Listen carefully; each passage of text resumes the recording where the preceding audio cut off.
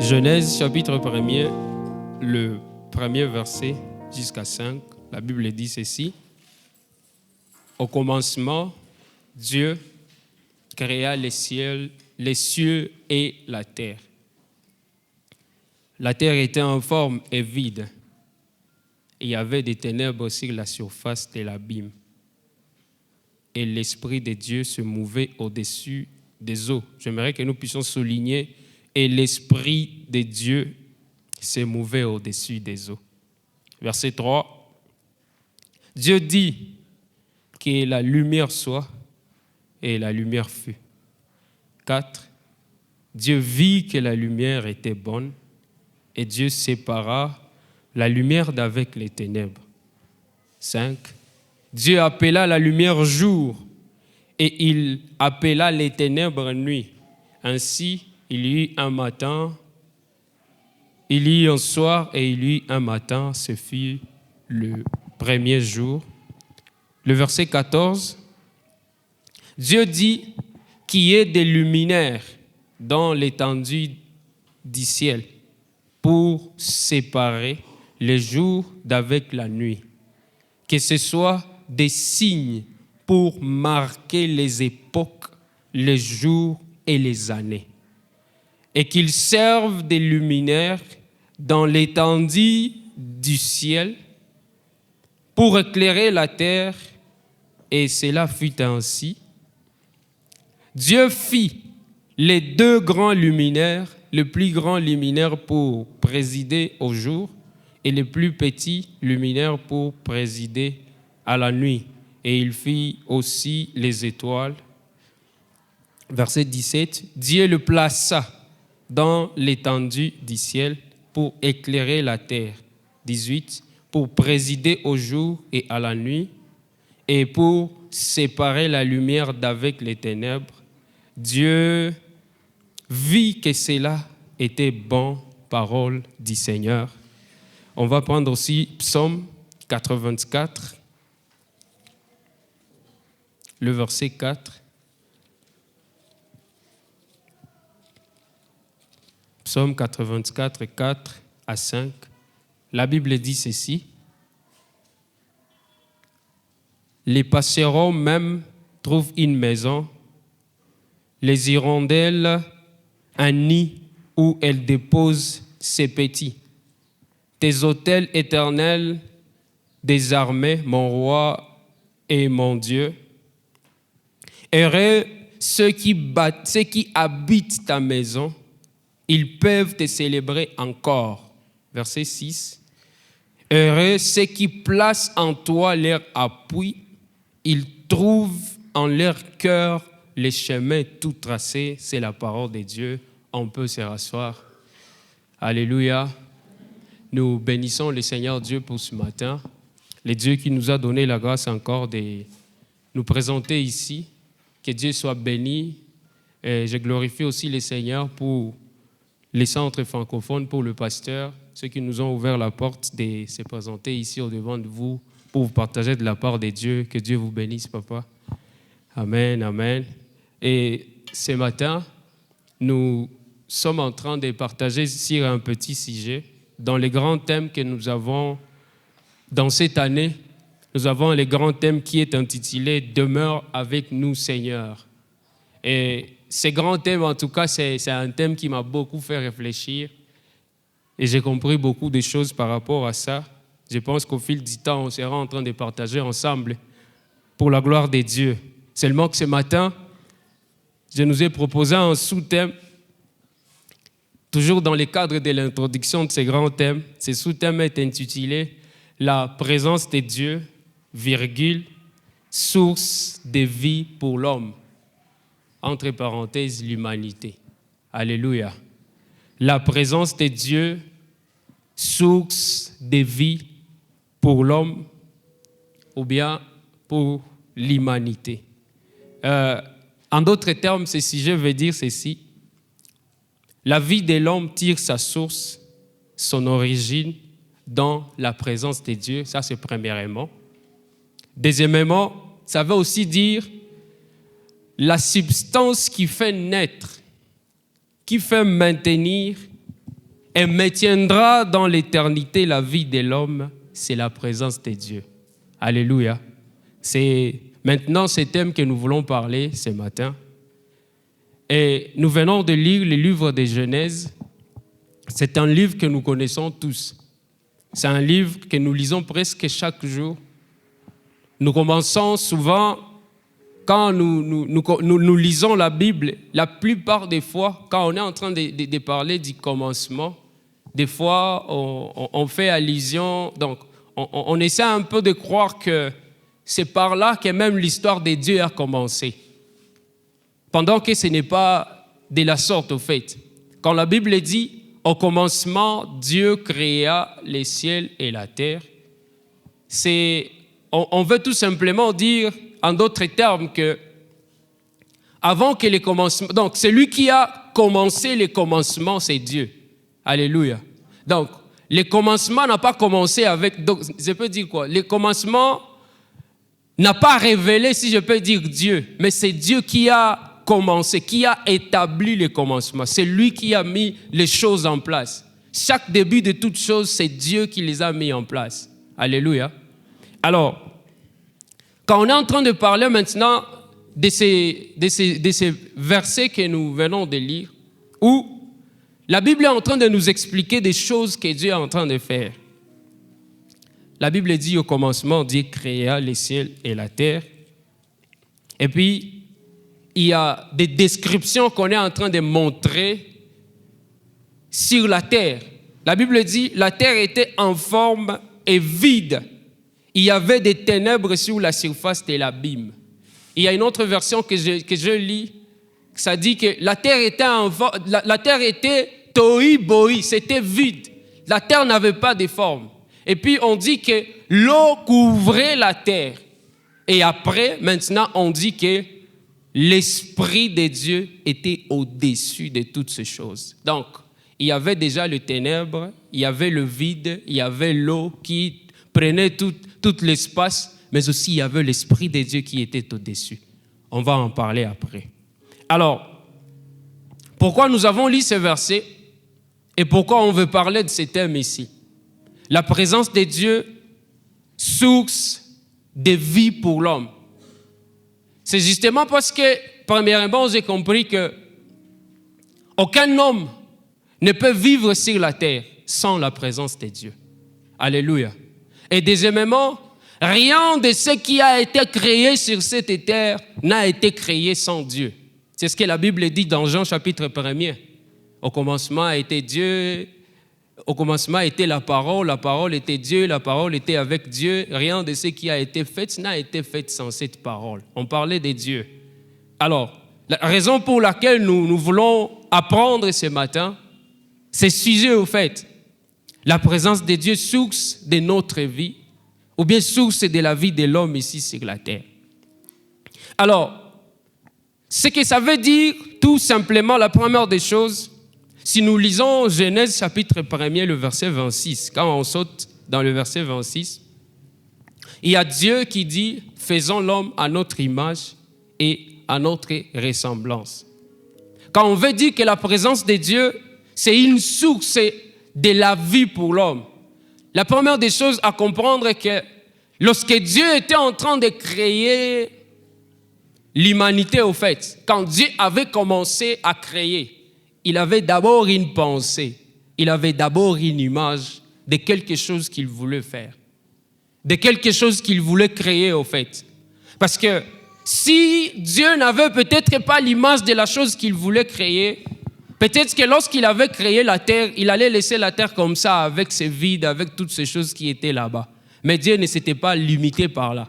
Dieu a créé les choses et quand il les a créées, il a vu, non, il faut rectifier quand même ça. Il faut que ça soit mis en place. Il faut que ça soit ici. Donc, Dieu avait fait des choses. Chaque chose qu'il était en train de faire, il avait d'abord l'image de la chose. Alors, j'aimerais qu'à ce que nous puissions comprendre ensemble que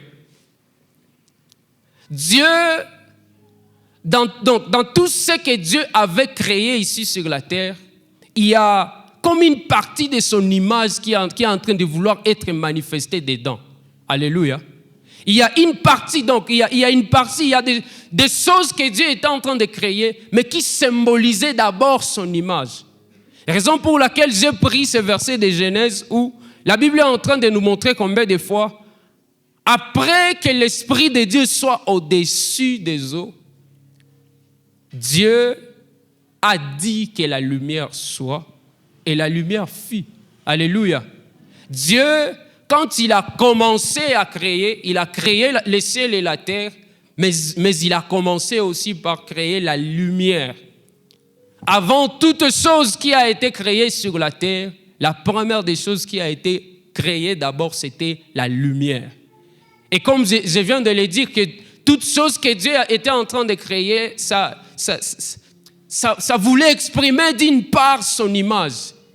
Quand Dieu commence par créer la lumière, c'est parce qu'il voulait montrer combien de fois lui-même il est lumière.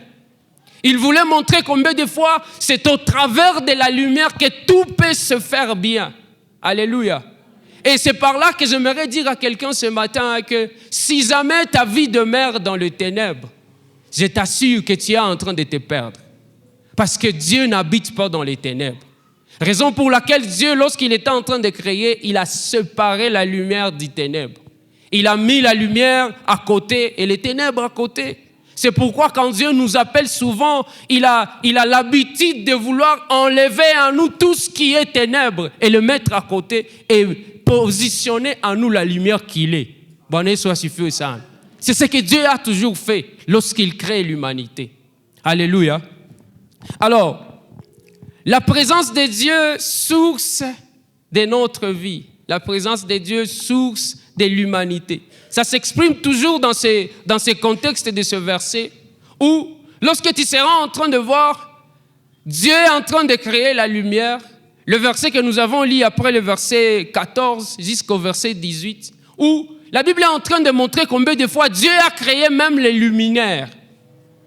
Il a créé les luminaires et toutes ces luminaires que Dieu avait créées, la Bible dit qu'ils avaient des raisons pour lesquelles Dieu les avait créées. La première raison pour laquelle Dieu avait créé les luminaires, c'était pour fixer les époques. C'était pour fixer les jours. C'est que si aujourd'hui, les hommes peuvent arriver à savoir compter les jours, c'est à cause des luminaires que Dieu d'abord a créés. C'est que la lumière que Dieu a créé au préalable fait en sorte que l'homme ou bien l'humanité vive dans la lumière. Alléluia. Alors, la présence de Dieu source de notre vie, ça veut tout simplement dire quoi? La présence de Dieu source de notre vie, ça veut tout simplement dire quoi? Ça veut premièrement dire que la source l'initiale de notre vie. Donc, la substance, si je peux dire, en termes biologiques, les molécules qui font à ce que notre organisme puisse vivre, c'est la présence de Dieu. C'est que ce qui fait à ce que chacun de nous puisse respirer aujourd'hui, tout autour de toi, les choses marchent encore, tout autour de toi, les choses se passent encore bien. C'est parce que Dieu est là. Le monde est appelé le monde aujourd'hui, c'est parce que Dieu est encore là. La terre est appelée la terre aujourd'hui. Ta vie a des sens aujourd'hui parce que Dieu est là. Raison pour laquelle chacun de nous, nous devons comprendre que notre vie n'a pas de sens si nous ne sommes pas dans la présence de Dieu. Notre vie n'a aucun effet si nous ne sommes pas dans la présence de Dieu. Quand j'étais en train d'observer la création, lorsque Dieu était en train de créer, si vous allez comprendre avec moi que Dieu, quand il créait, avant de créer l'homme, il avait d'abord commencé à créer l'environnement dans lequel l'homme va vivre. OK? Alors, cet environnement dans lequel l'homme va vivre, on l'appelle jardin d'Éden. Et jardin d'Éden signifie quoi? Présence de Dieu. C'est qu'avant que Dieu, je peux dire quoi? Avant que Dieu ne crée l'humanité, l'homme, il a d'abord créé sa présence afin que l'homme vive dans sa présence. Alléluia. Pour dire qu'il n'y a aucun endroit où l'homme peut se développer, où l'homme peut avoir cette capacité-là de commencer à nommer les animaux si ce n'est pas dans la présence de Dieu. Donc, cette autorité-là de l'homme, de pouvoir commander, de pouvoir dominer sur les choses, sur la terre, l'homme n'en a pas s'il n'est pas dans la présence de Dieu. Raison pour laquelle tu verras qu'après que l'homme ait péché contre Dieu, c'est comme s'il a perdu l'autorité. Et c'est la raison pour laquelle aujourd'hui, on commence même à avoir peur du lion. Auparavant, c'est l'homme qui a nommé les lions, n'est-ce pas? La Bible dit, Dieu a fait passer tous les animaux au devant de l'homme afin que l'homme puisse les donner les noms. C'est que l'homme avait la capacité même de toucher dans les dents des lions sans que les lions ne lui fassent quoi que ce soit. Mais aujourd'hui, on a perdu cette autorité-là face même aux animaux que Dieu a créés parce qu'on a perdu cette substance de Dieu, cette présence de Dieu en nous. Alléluia. Alors, il y a une chose que nous puissions comprendre par rapport à la présence de Dieu. Quand on parle de ce sujet, demeure avec nous, Seigneur. J'étais en train de le partager avec Mali Mouyouke, disant que demeure avec nous, Seigneur. C'est comme une expression, c'est comme un soupir que quelqu'un est en train de faire au devant de Dieu, disant « Seigneur, je veux que tu puisses demeurer avec moi ». Mais en réalité, ça veut dire quoi? En réalité, demeure avec nous, Seigneur. Ça veut dire quoi? Ça veut dire que Dieu va rester tout simplement avec toi seul? Non. La Bible nous montre combien de fois Dieu est omniprésent, n'est-ce pas? Alors, tel que Dieu est omniprésent, c'est qu'il est partout au même moment. Et étant partout au même moment, ça ne se limite pas simplement par là. Ça veut tout simplement aussi dire que partout est en lui. Alléluia. Le partout là que nous disons, c'est en Dieu, ça se trouve en Dieu au fait. Et quand partout est en Dieu, quand il dit « demeure avec nous Seigneur », tu veux tout simplement dire « Seigneur, je vais rentrer dans ta présence » parce que Dieu n'a jamais cessé d'être présent. Dieu a toujours été présent. C'est l'homme qui quitte la présence de Dieu. Et quand il dit « Seigneur, je veux demeurer dans ta présence », c'est que tu veux rentrer. C'est toi qui veux rentrer. Dieu n'a pas bougé. C'est toi qui as bougé. C'est toi qui devrais revenir encore dans la présence de Dieu. À l'exemple d'Adam, lorsqu'Adam a péché, la Bible dit, lorsque Dieu est revenu, il n'a pas trouvé Adam dans les jardins. Et puis il a commencé à lui poser des questions. Adam, où es-tu? Adam a dit, non, Seigneur, j'ai entendu ta voix, je me suis rendu compte que je suis nu et je me suis caché. C'est que, normalement, c'est l'homme qui quitte la présence de Dieu, mais ce n'est pas Dieu qui quitte sa présence. La présence de Dieu a toujours été là, mais c'est l'homme qui quitte sa présence. Alors, dire que nous avons besoin de demeurer dans la présence de Dieu, c'est que chacun de nous doit chercher comment lui-même se ramener, rentrer dans la présence de Dieu. La Bible dit dans Ésaïe que les oreilles de Dieu ne sont pas lourdes pour entendre ce que nous faisons comme prière, ni la main de Dieu n'est pas courte pour nous bénir. Le problème, c'est nos péchés qui nous amènent loin de Dieu. C'est nos péchés qui nous séparent. Comme Dieu a séparé la lumière d'avec les ténèbres, c'est que ça ne peut pas se mélanger au fait. Tu ne peux pas te dire que tu vis dans la lumière, dans la présence de Dieu pendant que tu es dans le péché. Déjà, tu es séparé de Dieu. Alors, c'est à toi de revenir dans la présence de Dieu. Parce que tu ne peux vraiment pas vivre. Tu ne peux vraiment pas vivre si tu n'es pas dans la présence de Dieu. Alors, il y a 3 choses qu'on veut parler pour terminer. 3 choses à savoir par rapport à ce sujet, la présence de Dieu, source de notre vie, ou bien source de vie de l'homme. La première des choses, je voulais d'abord définir la présence de Dieu. C'est quoi la présence de Dieu? C'est que c'est la présence de Dieu au fait. La plupart des fois, on en parle. Seigneur, je veux ta présence. Seigneur, je veux... Bon, c'est quoi au fait la présence de Dieu? C'est quoi la présence de Dieu? Alors, avant de parler de ce que c'est la présence de Dieu, j'aimerais que nous puissions comprendre que la présence de Dieu est liée à sa nature. Alléluia. Et la nature de Dieu, on le retrouve dans Jean chapitre 4, le verset 23 jusqu'au verset 24. La Bible dit « Dieu est esprit ». C'est ça la nature de Dieu d'abord. D'abord, donc, en toute chose, si on veut se dire qu'on veut vivre la présence de Dieu, il faut d'abord qu'on puisse comprendre que Dieu est esprit. Alors, si on est en train de dire qu'on veut vivre la présence de Dieu, ou bien la présence de Dieu, si on veut le définir, On veut tout simplement dire on veut tout simplement voir un Dieu qui sort de son invisible pour se manifester dans le visible. Alléluia. C'est ça la présence de Dieu. Un Dieu qui sort de son invisible, là où il se cache, pour maintenant se manifester dans le visible. Et c'est par là qu'on sera en train d'observer des choses se passer dans la vie des gens. Quand Dieu se décide de sortir de son invisible pour venir se manifester ici dans le visible, c'est là que vous allez voir, les hommes n'arrivent pas à résister dans sa présence. Tout ce qui est humain, tout ce qui est péché, n'arrive pas à résister dans la présence de Dieu. Parce que la première des choses que la présence de Dieu fait dans notre vie, c'est nettoyer notre vie. C'est faire en sorte que tout ce qui était mort en nous puisse avoir la vie. C'est par là que j'aime toujours dire que la présence de Dieu ou bien la vie de Dieu en nous donne la vie à notre vie. Je ne sais pas si vous me comprenez. La vie de Dieu en nous donne la vie à notre vie. C'est que notre vie sans Dieu, c'est une mort. Mais notre vie avec Dieu, maintenant, nous vivons.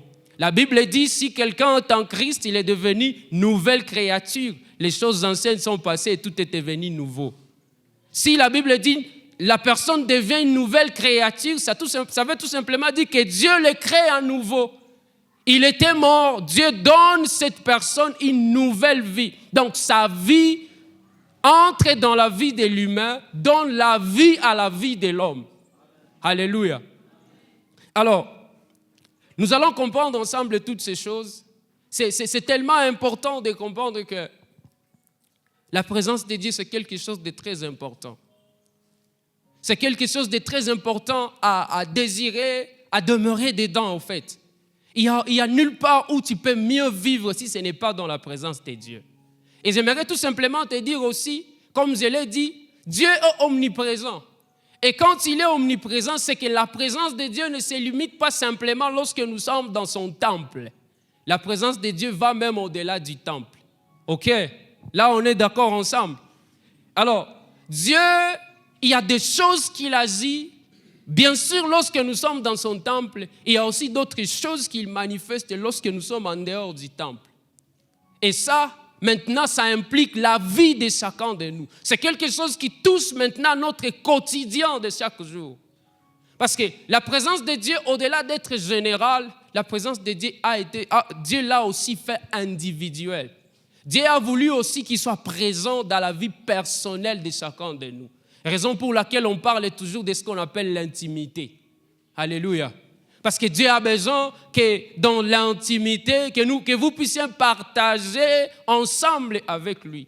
Alors, en Jésus-Christ, nous avons eu cette capacité à pouvoir avoir l'intimité avec Dieu. Parce que Jésus lui-même dit, je ne vous appelle plus serviteur, je vous appelle ami.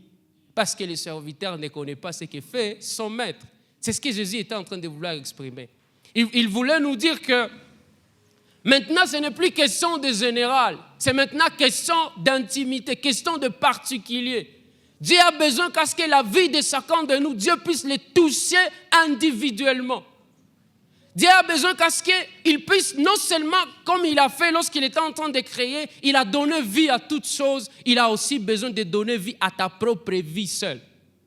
Il a besoin de prendre place dans ta vie. Et puis, ce qui m'étonne le plus, c'est que la Bible est en train de dire que Dieu est à la porte, en train de toquer sur la porte du cœur de chacun de nous. Disant que si quelqu'un va entendre sa voix, ouvre, il va entrer. C'est bizarre de voir un Dieu qui contient toute la terre, mais il est encore devant la porte d'un homme pour toquer. C'est tellement bizarre en tout cas. Tellement bizarre. Mais tout ça, ça montre combien de fois Dieu considère beaucoup plus l'homme. Et pourquoi Dieu considère l'homme? Parce qu'en l'homme, il y a cette substance de Dieu. C'est comme si Dieu pouvait se considérer lui-même. Alléluia. Donc, ce que Dieu cherche en nous, c'est qu'il a besoin qu'à ce que nous puissions manifester ce qu'il est visiblement. Je ne sais pas si je me fais comprendre. C'est que le fait pour Dieu d'être invisible spirituel là-bas, c'est bien. Mais il a dit, non, je ne vais pas me limiter là-bas. Il faut que je sois visible au travers de l'homme. Il faut que ce que j'aurais voulu faire dans mon invisible là, que ce soit l'homme qui le fasse dans le visible. Raison pour laquelle j'ai dit, la présence de Dieu doit être, c'est ça la source de notre vie sur cette terre. Parce que Dieu a besoin qu'au travers de notre vie, nous puissions manifester ce qu'il est ici sur la terre. Alléluia. Alléluia. On peut acclamer le Seigneur un peu.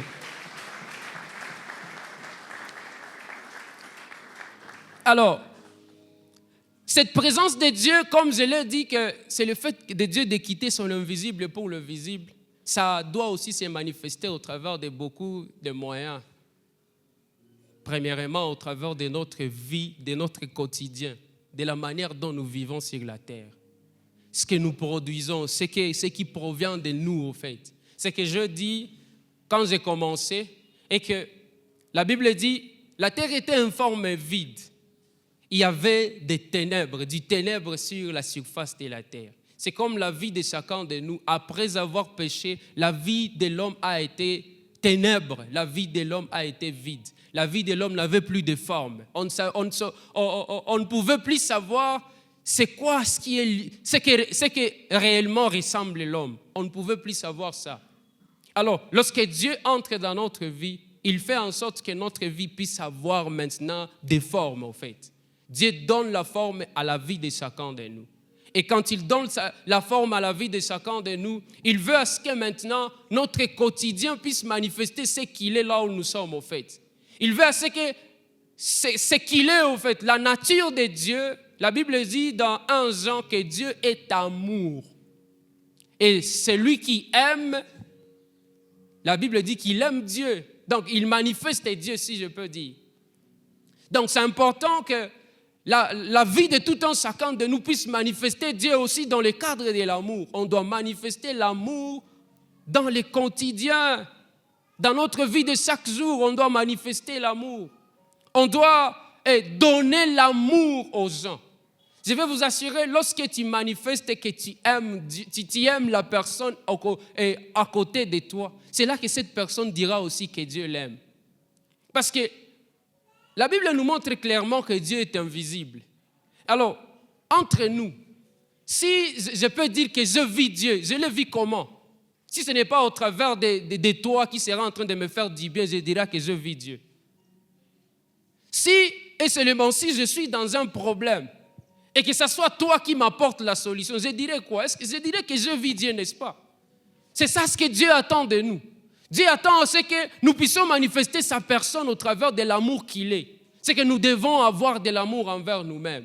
Et lui-même, il est en train de dire comment est-ce qu'on va dire que nous aimons Dieu, que nous ne voyons pas, et nous haïssons nos frères ici à côté, nos voisins là. Comment on se dira ça? Comment tu seras en train de dire que tu aimes Dieu? Seigneur, je t'aime, je t'aime, je t'aime. Oui, c'est bon, tu l'aimes. Mais qu'est-ce que tu fais pour ton prochain là? Qu'il y a des personnes à côté de toi qui sont en train de vivre de faim, tu ne sais même pas comment les assister. Qu'il y a des personnes qui n'ont même pas d'habits, pendant que toi, tu en as beaucoup. La philosophie de Jésus sur la terre, il a dit que si tu as seulement 2, tu donnes.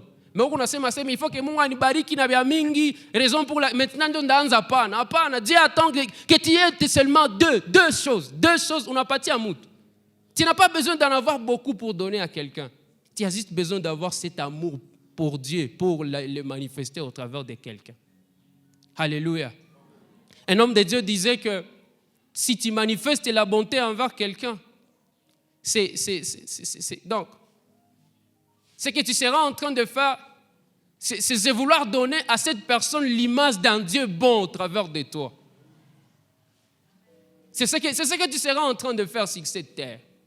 Alors, c'est très important, bien aimé, de voir que Dieu a besoin qu'à ce que nous puissions manifester sa personne sur cette terre, la personne de Dieu. Je me limite par là. En parlant de la présence de Dieu, il y a beaucoup de choses vraiment à dire. Alors, parlons aussi de la présence de Dieu par rapport à l'homme. Ou bien est-ce que je peux dire la présence de Dieu au profit de l'homme. Ce que Dieu fait, donc, quand il y a la manifestation de la présence de Dieu, ce qui se passe, donc, c'est que l'homme bénéficie dans la présence de Dieu. Ok, c'est ce que nous allons parler ici encore. la première des choses que l'homme bénéficie dans la présence de Dieu, moi je suis en train de l'appeler la transformation. Alléluia. C'est que lorsque nous sommes dans la présence de Dieu, il y a cette transformation que Dieu fait dans notre vie. Comme je l'ai dit aussi, la présence de Dieu ne se limite pas tout simplement lorsque nous sommes ici dans les temples, mais ça va aussi au-delà du temple pour dire que même dans nos situations les plus compliquées, les situations les plus difficiles, Dieu vise la transformation de notre cœur. Alléluia. Dieu a besoin, parce que son image perdue lorsque l'homme avait péché puisse reprendre encore dans la vie de chacun de nous.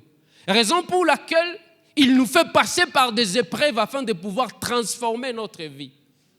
Il nous fait passer par des choses parce qu'il a besoin de faire taire certaines choses en nous. Parce qu'il y a beaucoup de voix qui crient en nous. Il y a la voix de l'orgueil qui crie parfois dans nos vies. Il y a la voix des envies qui crie parfois dans nos vies. Des fois, tu as besoin de porter peut-être une jolie veste, une jolie robe. Tu vois quelqu'un d'autre la porter avant toi, tu dis, ah, moi aussi j'aimerais j'aimerais aussi porter cette robe. Les envies, ce sont des voix, des choses qui crient au fait dans l'homme. La plupart des fois, c'est comme ça que ça se passe. Tu vois quelqu'un acheter une parcelle, tu commences à dire, il y a même des personnes qui vont dans la prière parce qu'elles ont vu quelqu'un d'autre avoir quelque chose qu'elles aimeraient avoir. Pendant que ce n'est pas ça. Ce n'est pas ça qui devait te motiver à prier au fait. Moi, des fois, quand je vois des choses pareilles, je n'arrive même pas à prier. Quand je vois quelqu'un a été béni par Dieu, je dis gloire au Seigneur. C'est bon, Dieu l'a béni, gloire au Seigneur. Ça ne sera pas maintenant à partir de ces moments-là que je vais commencer aussi à formuler des prières. Seigneur, bénis-moi, Seigneur, bénis. Non.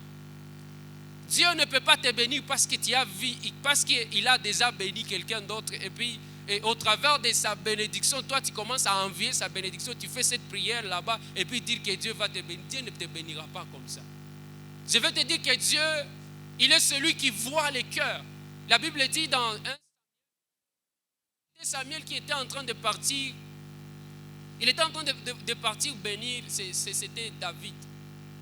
Et puis, quand il était là dans la maison de Jésé, et puis la Bible dit qu'il a vu Eliab, le grand frère de David, il voulait le oindre. Dieu a dit non, ce n'était pas lui. Il a vu quelqu'un d'autre, Dieu a dit non, ce n'était pas aussi lui. Jusqu'à ce qu'il est arrivé jusqu'au dernier enfant, Dieu était en train de dire ce n'est pas lui. Là, Dieu a souligné une chose en disant que vous les hommes, vous ne voyez que ce qui frappe aux yeux, mais moi je vois les cœurs. C'est ce que Dieu était en train de dire. Alors bien aimé, Dieu certainement voit les cœurs. Certainement il voit notre motivation. Il voit ce qui se passe à l'intérieur de nous, ce qui nous pousse à faire des choses. Ce qui nous pousse à vouloir peut-être faire cette amélioration que tu veux faire. Tu es peut-être dans la chorale, tu veux dire que tu as besoin de chanter mieux. Dieu voit la motivation qui te pousse à pouvoir chanter mieux, à vouloir chanter mieux. Tu es prédicateur comme moi, tu veux aussi prêcher mieux. Dieu voit la motivation qui te pousse à vouloir prêcher mieux. Dieu sait voir ça. Il sait voir ça. Raison pour laquelle tu verras qu'il y a des personnes qui n'avancent même pas dans leur manière de servir Dieu. Parce que leurs motivations sont impures. Alors bien aimé, c'est très important de définir toutes ces choses. Dieu a besoin de se manifester en nous. Il a besoin de se manifester en nous, raison pour laquelle il a besoin qu'à ce que sa présence soit pérennisée au travers de notre vie.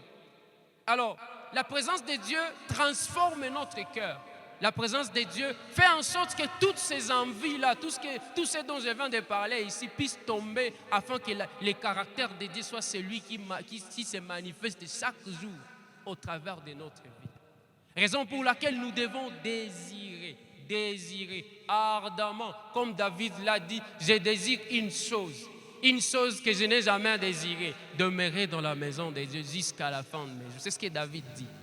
C'est que bien aimé, tu dois réellement désirer la présence de Dieu. Tu dois réellement désirer à demeurer dans la présence de Dieu. Parce que c'est là-bas où on trouve une transformation.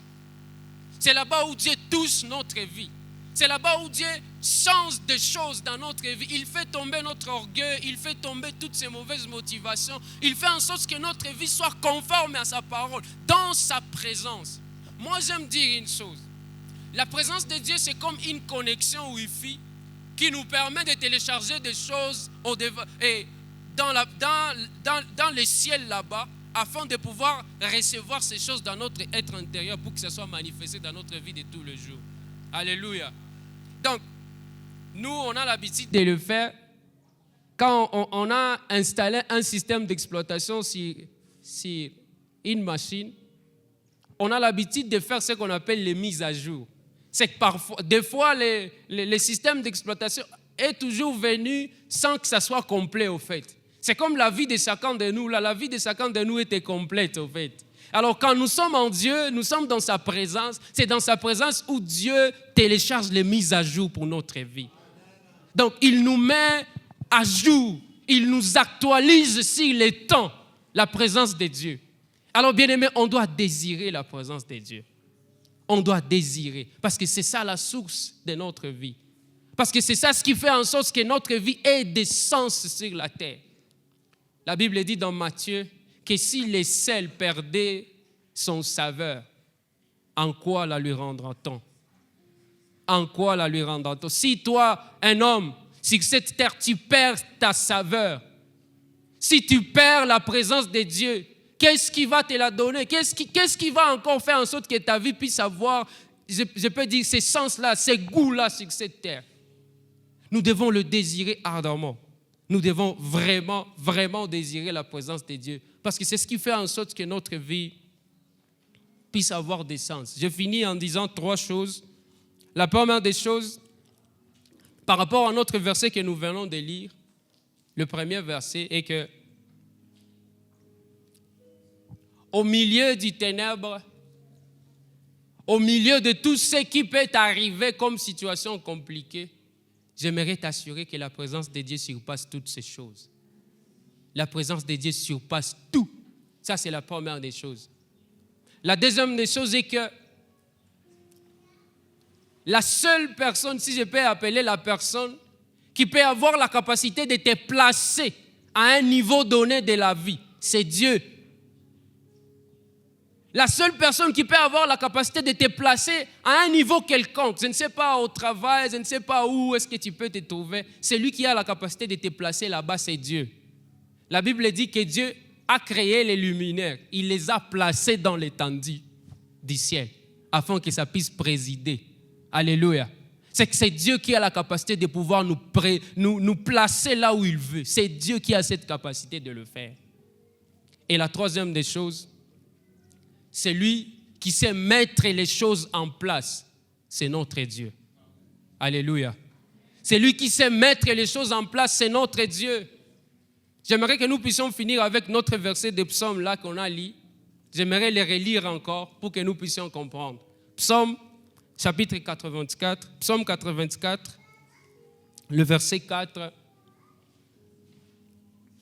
On peut passer déjà au verset 5. Heureux ceux qui habitent ta maison, ils peuvent te célébrer encore. On peut continuer. Heureux ceux qui placent en toi leur appui. Alléluia. Heureux ceux qui placent en toi leur appui. Heureux des personnes qui comprennent que seulement la personne qui peut soutenir leur vie, c'est Dieu. Alléluia. Ils trouvent en eux, ils trouvent dans leur cœur les chemins tout tracés. Ils trouvent les personnes qui savent que la source de leur vie sur cette terre, c'est Dieu, trouvent dans leur cœur des chemins tout tracés. Ça veut tout simplement dire que ce sont des personnes qui ne peuvent jamais marcher dans la confusion. Ce sont des personnes qui ne peuvent jamais être ébranlées par aucune situation. Parce que dans leur cœur, il y a quelque chose de la paix là. Il y a quelque chose que Dieu donne qui surpasse l'entendement. Est-ce que ça t'est jamais arrivé de passer par des moments très compliqués, mais tu sens dans ton esprit, il y a la paix. Tu sens que même si c'est en train de me traverser comme ça, c'est en train de me faire tout ce que ça me fait, mais quand même au fond de moi, il n'y a rien qui est en train de vouloir me tracasser. Je sens, il y a comme une paix qui est dans mon cœur. C'est ce que Dieu met au fond de nous. Et c'est comme ça que Dieu a besoin que nous puissions vivre sur cette terre. Il dit que la personne qui comprend que Dieu c'est son appui, la personne qui comprend que c'est dans la présence de Dieu que simplement je peux m'appuyer, cette personne-là est heureuse. Cette personne-là, sa vie peut avoir du sens. Sa vie, c'est une vie qu'il vit dans une vie paisible sur la terre. Alors c'est très important, bien-aimés, je finis par là. Nous allons prier. Nous allons prier, on peut se mettre debout, on va prier. Je ne sais pas où est-ce que tu es avec Dieu dans ta marche avec le Seigneur. Peut-être qu'au fond de toi, tu sens que tu es allé un peu loin. Parce que la seule chose qui peut nous amener loin de Dieu, c'est le péché. Seulement le péché peut nous amener loin de la présence de Dieu.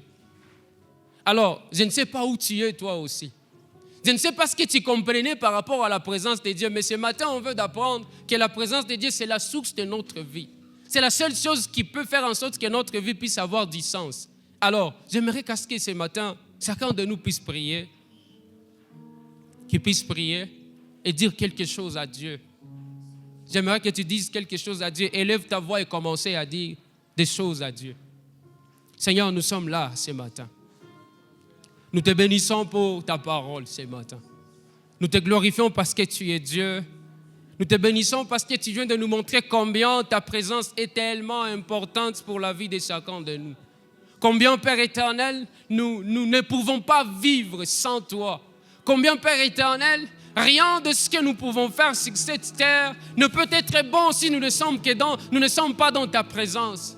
Raison pour laquelle nous sommes enseignés, Seigneur. Nous désirons encore profondément demeurer dans ta présence. Nous désirons encore profondément, Père éternel, vivre, rester, demeurer, marcher dans ta présence. Que notre vie sur cette terre se passe, demeure dans ta présence. Seigneur, nous voulons rester là, dans ta présence, là où tu nous transformes, là où nous goûtons à l'éternité, là où, Père éternel, nous comprenons ce que tu es, nous arrivons à te connaître, là où, Seigneur, tu nous mets face à nous-mêmes, tu es en train de vouloir déposer, de mettre loin de nous ces orgueils, loin de nous ces mauvais choses, dans ta présence, Seigneur, dans ta présence, tu nous fais du bien, dans ta présence, tu nous transformes, Seigneur. Nous te bénissons, Seigneur, nous avons tellement besoin de toi.